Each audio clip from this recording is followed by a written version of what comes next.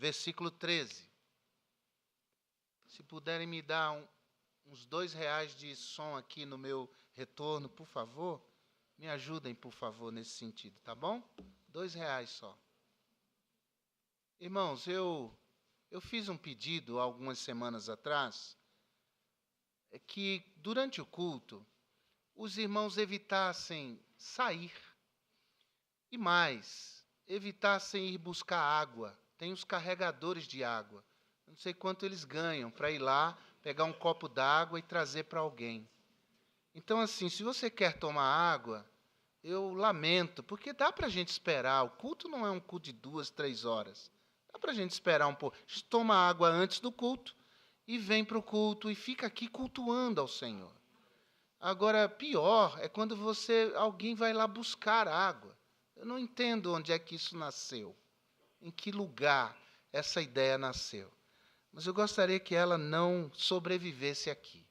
E nós viemos para o culto, vamos ficar no culto, vamos adorar a Deus no culto e não perder nenhum segundo do culto. Amém, meus irmãos? Um pastor que nós conhecemos muito bem dizia assim: falei alguma coisa errada? Vocês lembram disso? O pastor Josué fazia isso, né? Falei alguma coisa errada? A gente sabe que não. Então, vamos manter esse cuidado. Nisso, a bênção de Deus para nós. 1 Coríntios 13, versículo 13. A palavra de Deus diz. 1 Coríntios 13, 13. Agora, pois, permanecem a fé, a esperança e o amor. Estes 3, mas o maior destes é o amor.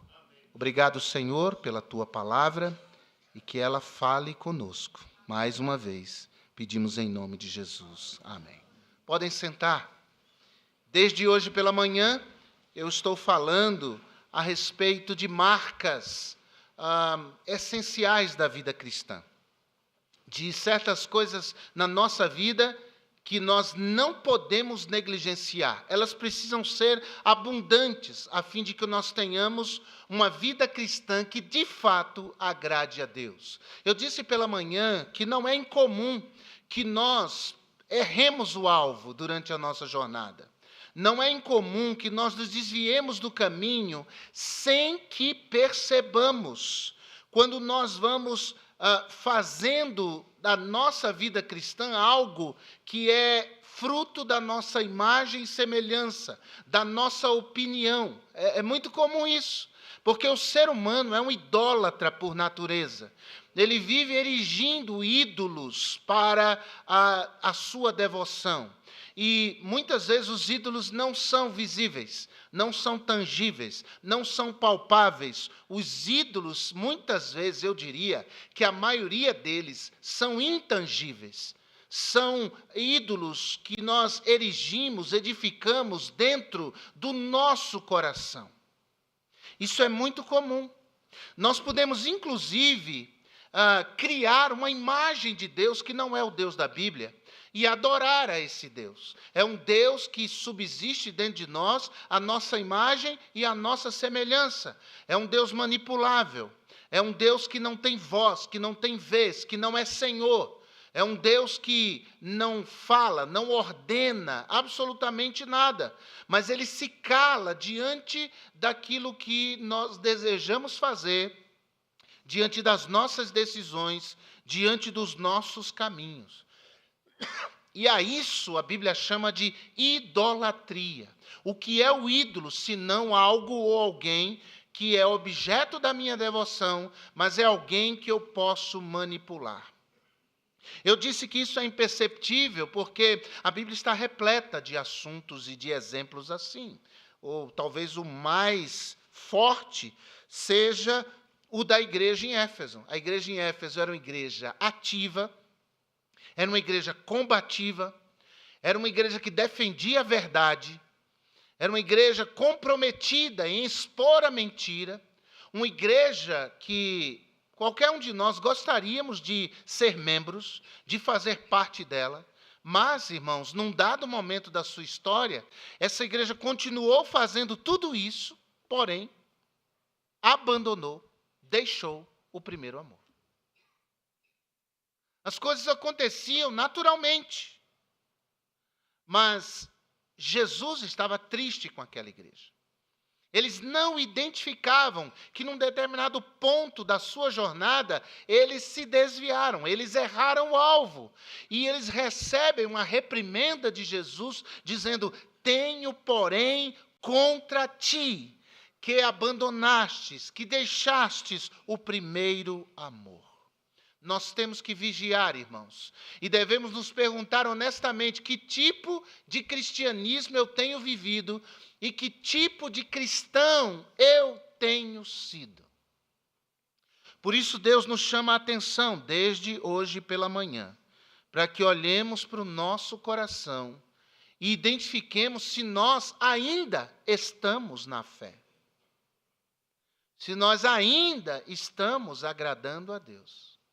Ou se vivemos qualquer outra coisa que não seja o cristianismo verdadeiro.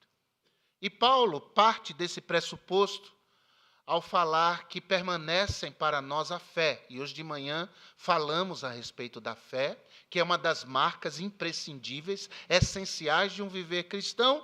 E agora à noite eu quero falar de esperança. E eu falei de fé a partir de Hebreus capítulo 11. E falarei de esperança a partir de Jeremias capítulo 29. Por favor, vá para lá. Se puder me dar mais uns 50 centavos aqui, no meu retorno, eu vou ficar muito feliz. Jeremias capítulo 29.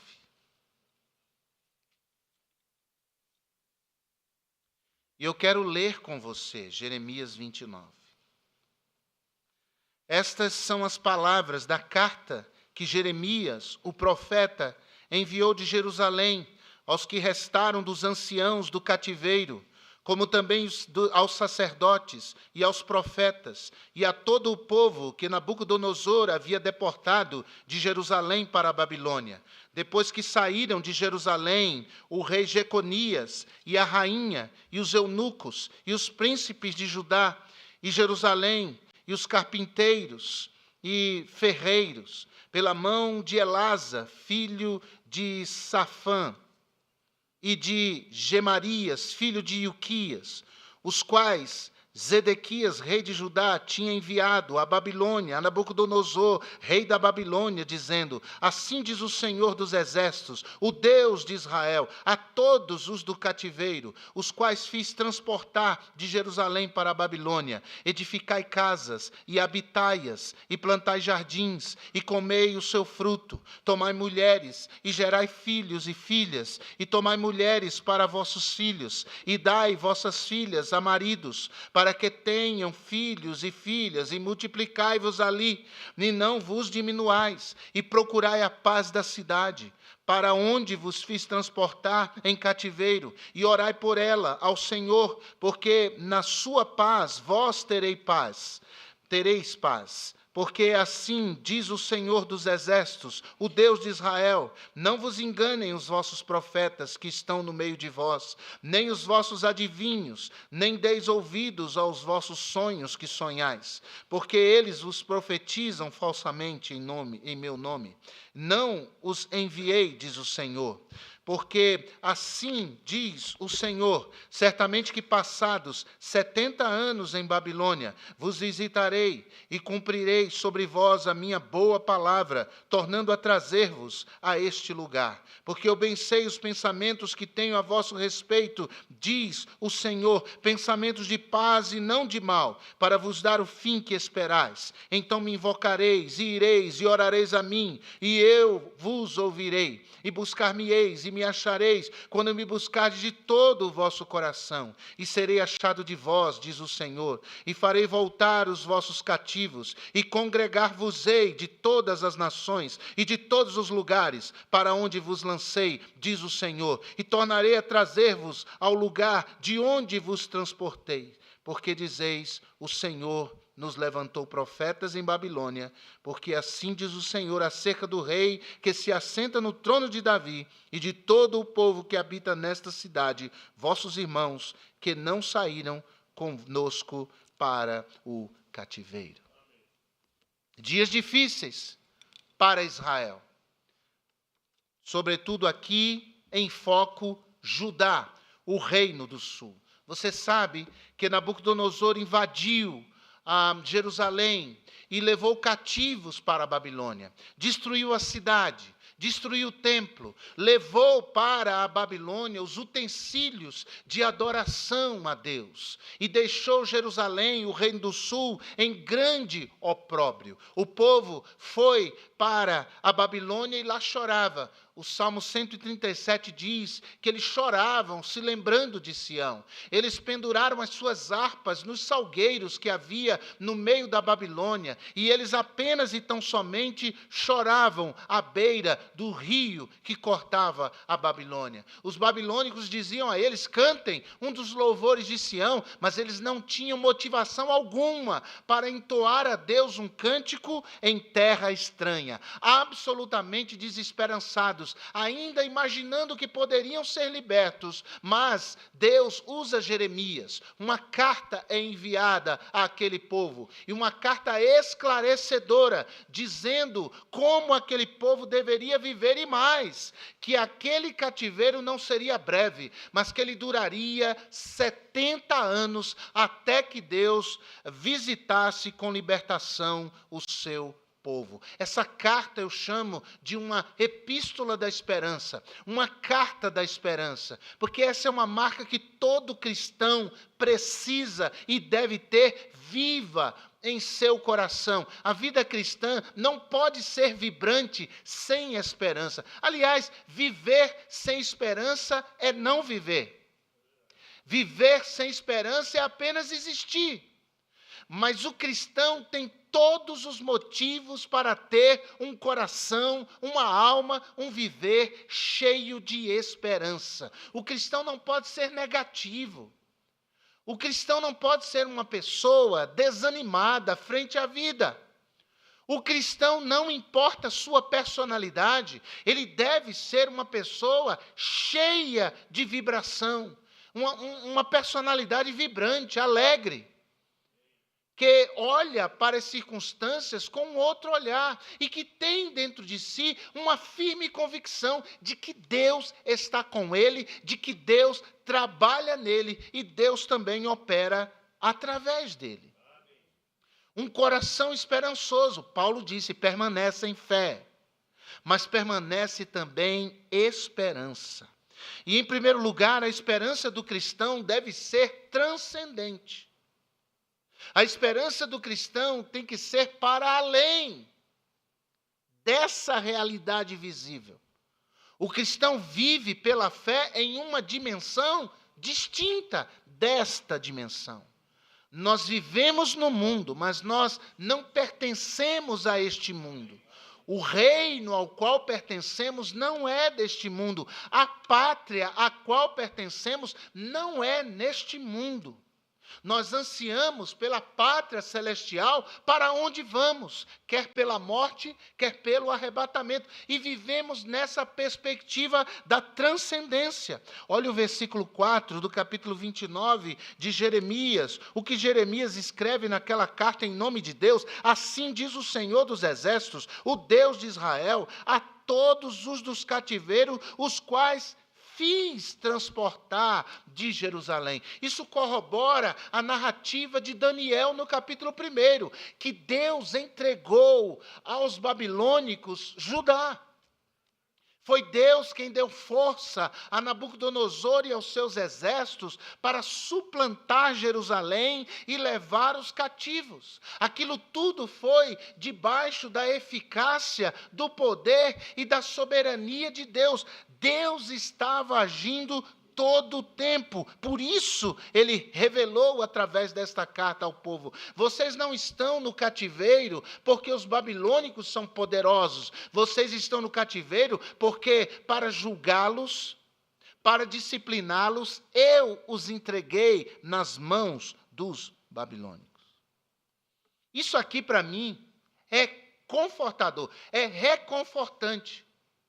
É uma usina que alimenta a minha esperança. Saber que em minha vida, quem age não é o diabo. Em minha vida, quem age não é o mundo. Mas quem tem poder de ação em minha vida e nos acontecimentos de minha vida é o Deus Todo-Poderoso. É Deus quem está trabalhando. Quando vem uma tragédia à nossa vida, tenha certeza, Deus permitiu. E há outras tragédias que você não conheceu e nunca conhecerá, porque Deus não permitiu. Eu costumo dizer que entre nós e a tragédia, Deus está. Só passa o que Deus permite. E quando Deus permite, nós mesmos cantamos, Deus permite para o bem. Nós vimos no texto Deus dizendo, eu bem sei os planos que tenho a vosso respeito. São planos de bem, não de mal. Eu estou trabalhando a vida de vocês e eu vou usar pessoas, eu vou usar circunstâncias para moldar vocês, para trabalhar o caráter de vocês, para tornar vocês a imagem de Jesus Cristo. No dia em que você olhar a sua vida, na perspectiva da transcendência, há algo além, há algo para além daquilo que eu posso ver. Deus sabe de todas as coisas. Deus está trabalhando. Por mais que doa, por mais que assuste, por mais que nos deixem numa situação difícil, o cristão tem esperança, porque sabe que é Deus quem está operando, em última análise, na sua vida. Isso não nos dá, irmãos, o direito de sermos negativos ou desanimados. Há crentes, irmãos, que até olhar o rosto dele, meu Deus do céu, você fala assim, isso aí é crente? É uma cara amarrada, é uma postura de alguém macambúzio, desanimado, parece estar com raiva da vida. Nós temos um Deus que é por nós. Nós devemos manter o nosso bom ânimo em alta. Deus revelou-se a Josué e disse a ele, Moisés, meu servo é morto. Agora você se levante e conduza esse povo a uma terra para conquistar. E ele diz, esforça-te e tem bom ânimo, porque o Senhor teu Deus é contigo, por onde quer que andares. Deus estava dizendo, você vai e eu estarei com você. Eu vou conduzir você, eu vou capacitar você. Nós não podemos ser como os incrédulos, irmãos. Os incrédulos vão começar o dia, amanhã, segunda-feira, reclamando, murmurando. Mas o povo de Deus não. O povo começa a semana celebrando. O povo começa a semana agradecendo. Junto com o sol, as misericórdias do Senhor se renovaram para conosco. E amanhã se renovarão. Então Deus é por você. Deus é por mim. Deus é por nós. E nós não podemos fazer coro ao povo que não tem esperança. Ao povo que está desanimado, ao povo que está descrente, ao povo desesperançado. Que evangelho é esse na vida de um cristão que não muda a vida dele? Que evangelho é esse na vida de um cristão que não promove esse tipo de atitude, de postura na vida dele? Talvez é porque essa pessoa não está olhando para a palavra e procurando adequar a sua vida à palavra, porque a palavra de Deus diz, alegrai-vos no Senhor. Alegrai-vos no Senhor. E a alegria do Senhor é a nossa força. Nós não temos por que ficar desanimados. Não temos por que achar que não há solução para nós. Nós temos que acordar cantando e dizendo, seguro estou, não tenho temor do mal, sim guardado pela fé em meu Jesus. O crente tem sempre uma palavra de esperança nos seus lábios, porque o seu coração está cheio e deve estar cheio de esperança. Isso é muito importante. Mas, em segundo lugar, A esperança do cristão não só tem que ser transcendente, mas a esperança do cristão deve ser dependente. Observe comigo o versículo 10 do capítulo 29. 29, verso 10. Porque assim diz o Senhor: certamente que passados 70 anos em Babilônia vos visitarei e cumprirei sobre vós a minha boa palavra, tornando a trazer-vos a este lugar. A esperança do cristão tem que ser dependente. A nossa esperança, ela só vai vingar, prevalecer, crescer em nosso coração, se a nossa esperança estiver em Deus. Se estiver no Senhor. Eu ainda não consigo entender, irmãos, quando eu vejo crentes dependendo e confiando em homens. Há crentes que acham que o presidente da República, ou esse que está aí, ou aquele que virá, ou aquele que queremos, esse vai dar cabo e resolver as questões da nossa nação. Não vai. Ninguém vai. Nunca vai. Não tem poder para isso. O sistema mundial está corrompido. Ninguém dará jeito nesse mundo. Haverá um que vai se levantar, e louvado seja Deus, nós não estaremos mais aqui, mas ele vai se levantar como a solução para o mundo. E a Bíblia diz que ele vai se levantar segundo a eficácia de Satanás. A boca dele vai falar palavras sedutoras, enganadoras. As pessoas vão acreditar no seu discurso. Ele vai até propor e, num primeiro momento, conseguir uma paz, mas é uma paz mentirosa. Não é uma paz verdadeira, não é uma paz que se sustentará. Esse mundo provará de dias nunca dantes provados, durante o período em que essa falsa paz cair por terra. Então nós não podemos nos enganar. Meu Deus do céu, nós somos filhos de Deus. Nós vivemos das dádivas de Deus. Nós dependemos de Deus, a nossa esperança é o Senhor. Não é possível. E a gente veja ainda esse tipo de expressão tão tacanha, de gente que se diz servo de Deus. Que tenho eu com Lula a não ser orar, porque a Bíblia diz que eu devo orar. E eu oro. Eu oro para Deus quebrantar, eu oro para Deus trazer um espírito de arrependimento, eu oro para Deus transformar a vida dele e ele entregar sua vida a Jesus. Como orei por Bolsonaro, que precisa de Jesus, precisa entregar a vida a Cristo, como orei pela senhora Dilma Rousseff, precisa de Jesus, precisa entregar a vida a Jesus, como orei por Michel Temer, precisa de Jesus, precisa entregar a vida a Jesus. Todos eles precisam de Cristo. A nossa esperança é o Senhor, irmãos. Nós confiamos no Senhor, uns em carro, outros em cavalos, mas a nossa menção é no nome do Senhor. A esperança do cristão baseia-se nisso. É que eu espero em Deus.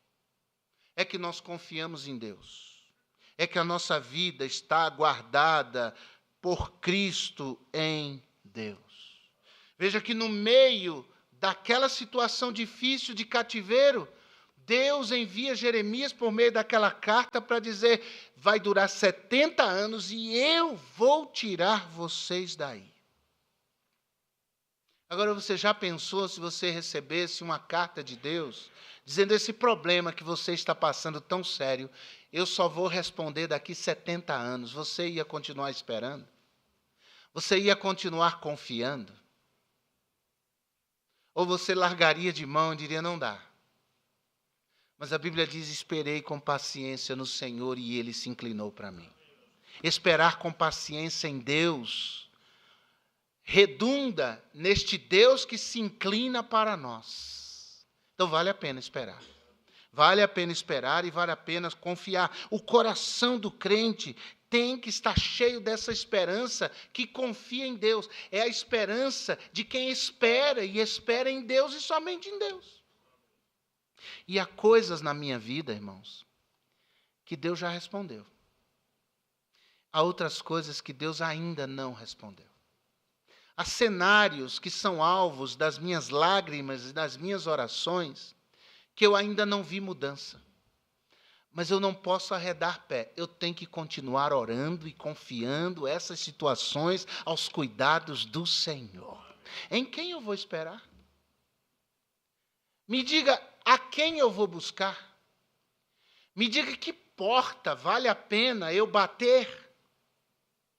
Não há. É só o Senhor.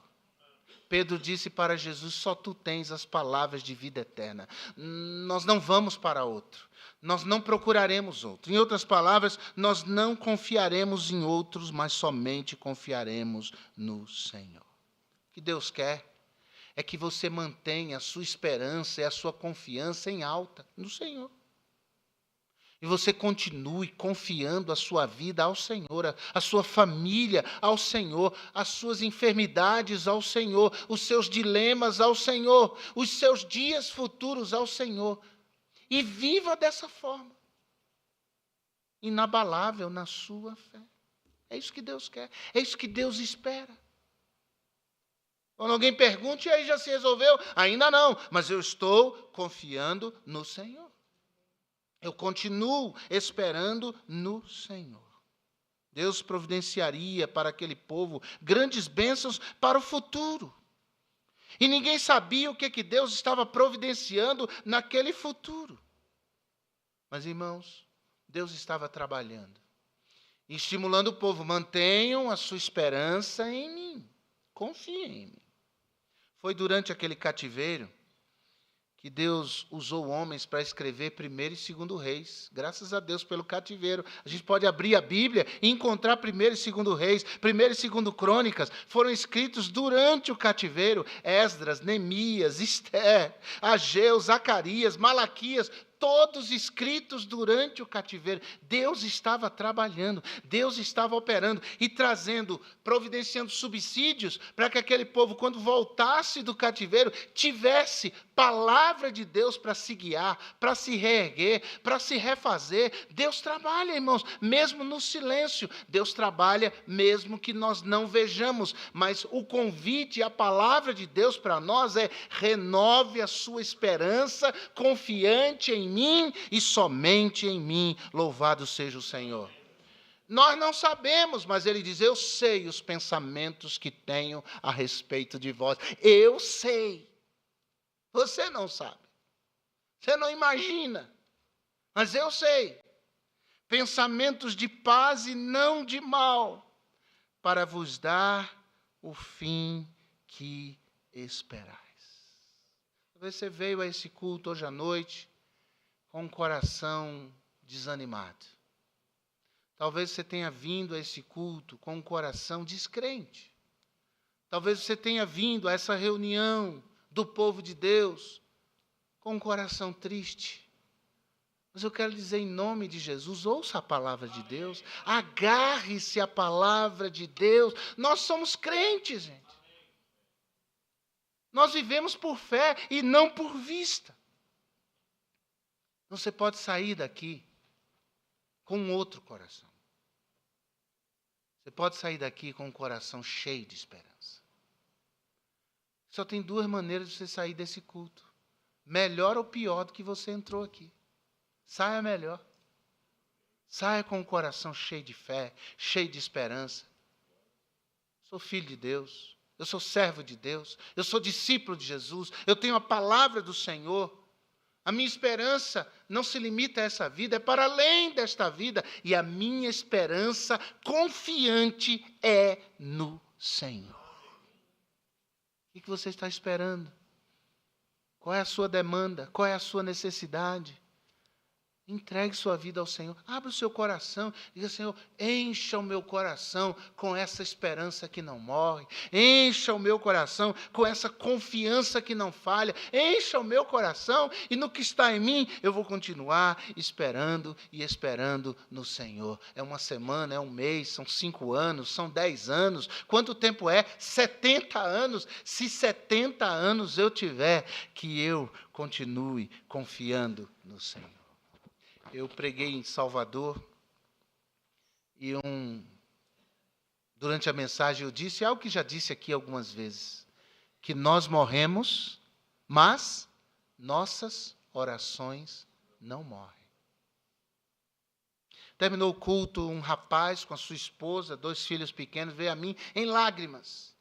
E ele disse para mim assim, pastor, isso é verdade o que o senhor disse, de fato, nós morremos, mas nossas orações não morrem. Minha mãe orou por mim, pela minha conversão, durante anos. Ela morreu há alguns anos atrás. Depois de sua morte, Deus usou tanta coisa para me trazer de volta para os caminhos dele. Aqui na igreja eu conheci minha esposa, aqui casei, tenho meus filhos. É verdade isso. Nós morremos, mas nossas orações não morrem. Há coisas, irmãos, que nós só vamos saber da resolução delas depois que nós chegarmos no céu. E lá no céu estaremos, e aqui na terra Deus vai estar trabalhando questões pelas quais oramos e colocamos diante do seu altar com muita fé, com muita esperança. Por isso a palavra do Senhor hoje para nós é simples, mas não é simplista. Ela é simples, mas não é simplória. É uma verdade grandiosa, que nós já sabemos, mas que certamente o Espírito Santo está tirando a poeira de cima dessa convicção e dizendo, renove a sua fé, renove a sua esperança, eu estou no controle, confie em mim, é meu, somente meu, todo o trabalho, e o teu trabalho é descansar em mim. Isso é expressão de um coração cheio de esperança. Você podia orar comigo agora. Senhor, nós estamos apresentando aqui a nossa vida, o nosso coração.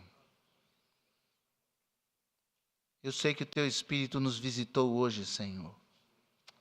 Ao olharmos para as circunstâncias e para a vida, nós não temos perspectivas. Nós não vemos horizontes, meu Deus. Mas ao olharmos com os olhos da fé, ao exercitarmos uma esperança transcendente para além das circunstâncias, nós vemos o Senhor assentado em um alto e sublime trono. Nós vemos o Teu controle sobre nossas vidas, a condução do Senhor. Obrigado pelos planos que tens a nosso respeito. Não planos de mal, mas de bem, para nos dar o fim que esperais. O Senhor cumpriu, meu Deus, Tua palavra àquele povo que viu Ciro ser levantado e libertá-los para voltarem para casa. E, ó Deus, nós cremos que veremos a bondade do Senhor em nossa vida, cumprindo as promessas que fazes, nos ajudando enquanto caminhamos, meu Deus, chorando, mas semeando sementes de fé, sementes de esperança. Ó Pai, crendo que no tempo certo haveremos de colher. Eu não sei se há alguém aqui que está esperando algo das mãos do Senhor, da parte do Senhor, alguém enfrentando alguma dificuldade, mas que hoje entendeu que Deus está cuidando de tudo, que entre você e a tragédia Deus está, e Deus usa circunstâncias e pessoas para operar em nossa vida, para moldar o nosso coração e enchê-lo de esperança. Tem alguém que precisa de oração?